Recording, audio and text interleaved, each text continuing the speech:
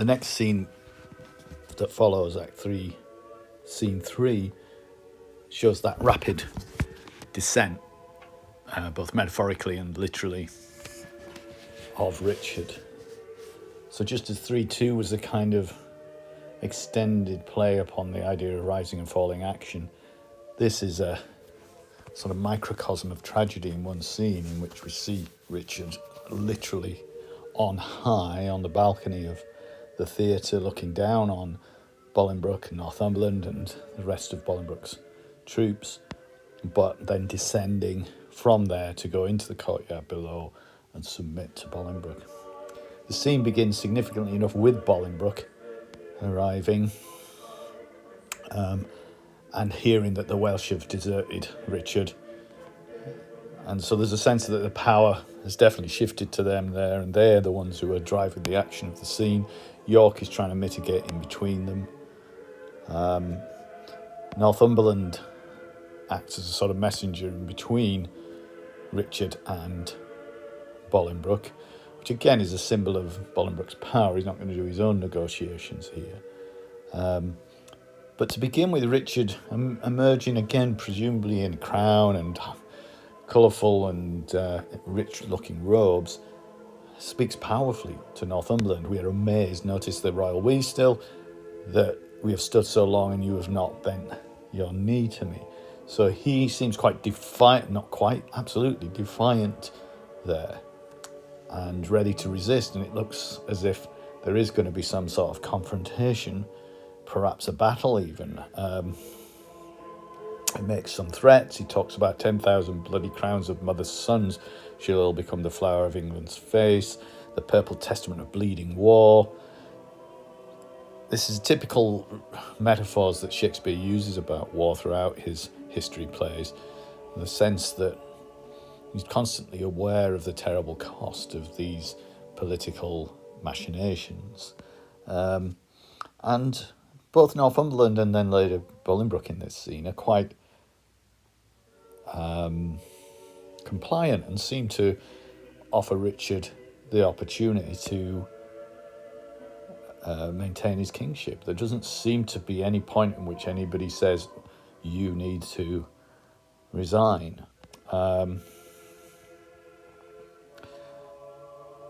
Richard then, having been defiant, makes more sort of conciliatory comments, and he says that all his fair demands shall be accomplished without contradiction. So everything that Bolingbroke is demanding, which at this stage is really the return of his lands and titles that should have been his once his father died, his suggestion is, well, he's going to give him all that. And that ought to be enough to settle the issue, and that Richard therefore could remain king and Bolingbroke could be a nobleman within his court.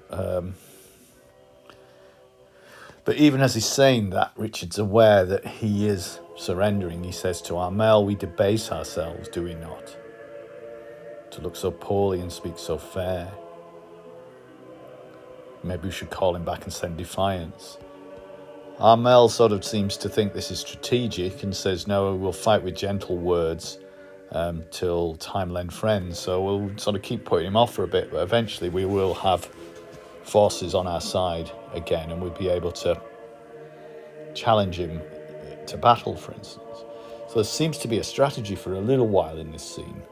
But Richard's tragedy is that this power is very brittle and that his grip on power, once loosened, is gone almost completely. There's no in-between for Richard. He's either king absolutely or he's nothing. And when he realises that he isn't really king absolutely anymore, he's very much at Bolingbroke's mercy, he sees that as the end and there's no in-between stage. He doesn't want to become a puppet king, presumably, in which Bolingbroke would be in charge in all but name. He just said, that's it, I'll give it in. We start to see this tendency, which we've seen a little bit before, of himself dramatising his grief and his... So he says, oh, that I were as great as is my grief, or lesser than my name. That name again comes in, that, the name of king, because he's king, surely he should be king forever. There's no end to that. There's no limit to that, but clearly there is. Bolingbroke sends Northumberland back, and then we get this speech of resignation. Really, what must the king do now? Must he submit? The king shall do it. Must he be deposed? The king shall be contented. Must he lose the name of king in God's name and let it go? So he now starts to take on this sort of tragic figure as somebody who's losing all that he's ever had. And he talks in rich and detailed and florid language as ever about the gorgeous palaces and gay apparel, which he's going to swap for sort of almsman's gowns, sort of a beggar, basically. So he makes these juxtapositions and contrasts of his once powerful and privileged status to the new state that he envisages now one of the lowest in the kingdom. There's nothing left of him really once he has been deposed, a little grave, an obscure grave. Again, his facility with language is the essence of who he is. It's a florid and over-the-top style, which everybody's bought into up to this stage, but now, perhaps the rhetoric is switching more to a more functional Bolingbroke style of talk. And that means that Richard's age is gone, the times of Richard are gone. It's about the changing over of a culture in some ways, from one that was rich and politically certain to one that is drab and politically complex. And we know that in the play that follows this, Henry IV, Part 1, Bolingbroke has become king, but it's not a stable position that he holds. And we'll see that towards the end of this play as well. So then we get the metaphorical visualization of his descent. Down, down I come like glistering Phaeton. Phaeton rode the sun, which was his father's job, to ride the chariot of the sun, and he borrows the chariot like a kid borrowing a car from dad and crashing it. So there's lots of implications in that imagery of Richard as the young man, given kingship at a young age. He's lost control of it, and now he's coming crashing down. He wasn't suited to that role. He wasn't in control of the situation. Bolingbroke sort of asks Northumberland, well, what did the king say? And he just says, sorrow and grief of his heart make him speak fondly like a frantic man. And that, again, is that contrast between the rich, poetic Richard and the functional Northumberland and Bolingbroke.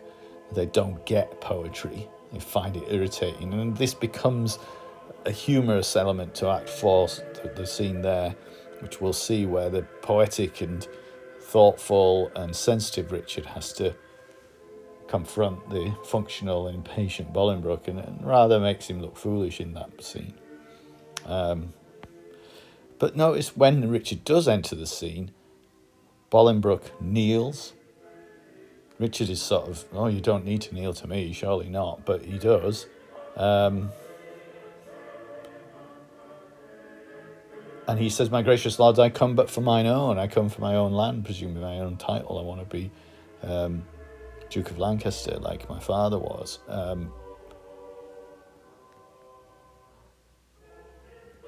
And Richard just sort of says, well, okay, shall we set off to London then? Yes. Then I must not say no. And that's him asking without asking, shall I go and give you the crown?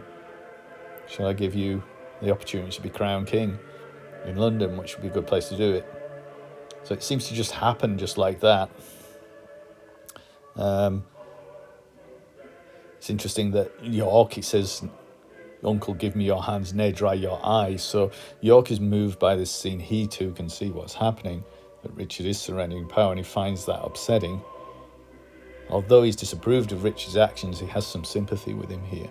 And so I suppose York's tears are part of that turning point in the play, as we move from very little sympathy with Richard and see him as rather petulant and foolish and irritating, to somebody who here has been falsely removed from the kingship. It was his by right, and there isn't really a stronger claim for Bolingbroke.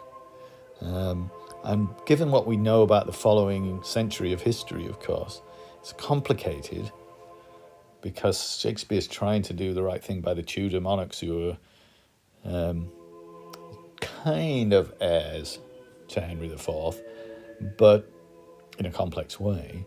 They're certainly not heirs to Richard II. But Henry IV taking power, the follow-up from that is that we have a terrible century of wars in the middle of the following century, the 1400s.